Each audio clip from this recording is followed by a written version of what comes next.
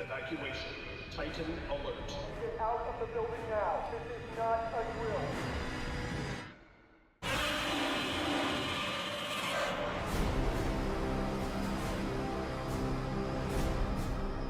I think one of the most exciting things about doing a Godzilla movie is being able to take a different approach to Godzilla in the same way that the original films did.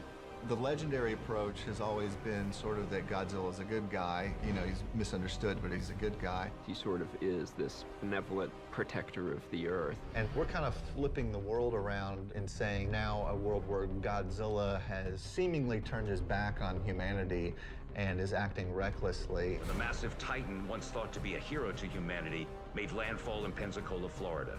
This film starts after 3 years since the last encounter with the Titans. And Godzilla is on the rampage again. Why, we don't know.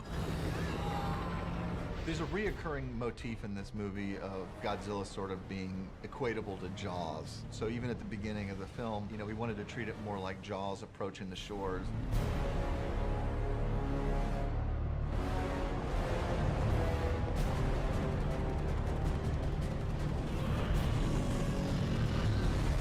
My absolute favorite thing that I was always looking forward to in the movies was Godzilla using his breath.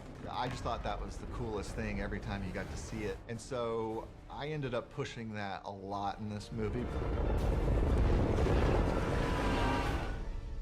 I believe Godzilla's most recent attacks haven't just been random. I'm of the same opinion. Brian Tyree Henry plays a really fun character in the film named Bernie Hayes, who's a bit of a conspiracy theorist. For 5 years, I embedded myself inside this company trying to figure out what their game was. And then, boom! Godzilla shows up. He's a champion for mankind, you know. There's something, his heart is so big. Bernie is kind of this crazy... That's about it, he's just crazy. All right, Matt, down the rabbit hole.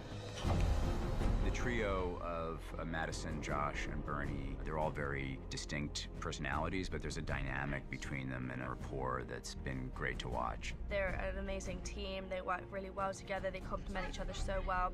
You know, you have the realist, which is Josh. I mean, he's very practical, logical. You need one of those in your group, otherwise you're gonna die. Are you sure we can trust this guy? Yeah, why? Well, mainly because he says crazy shit all the time and carries a bottle of whiskey from his dead wife like a gun. And then you have the full go-getter.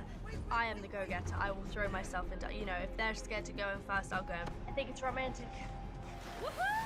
And Bernie is the knowledge of the group. You know, he really holds a lot of information. He's a conspiracy theorist, so he is extremely intelligent. I would just like to know what it was like to work with the Godzilla. Is that what we're filming? Because you told me that this was a rom-com. It's not a rom-com. I never said that. That's what she said. All three of those actors are just hilarious, and they have such great chemistry together, and they're just unbelievably funny. Like when the camera's rolling, when it's not rolling, it's kind of never ending with those guys. Hey, Oakley. The two of them have actually brought out the wacky side of me, you know what I mean? Like, because we have fun. The cast has just been unbelievable, behind the scenes and on camera. You going in? Yeah. I can't reach for greatness because I'm built from it. This is like the heavyweight champion of the world fight. He's basically two giant monsters fighting. Kong has the strength, but you know, Godzilla can, like, you know, fire stuff out of him. This is the most epic battle of all time.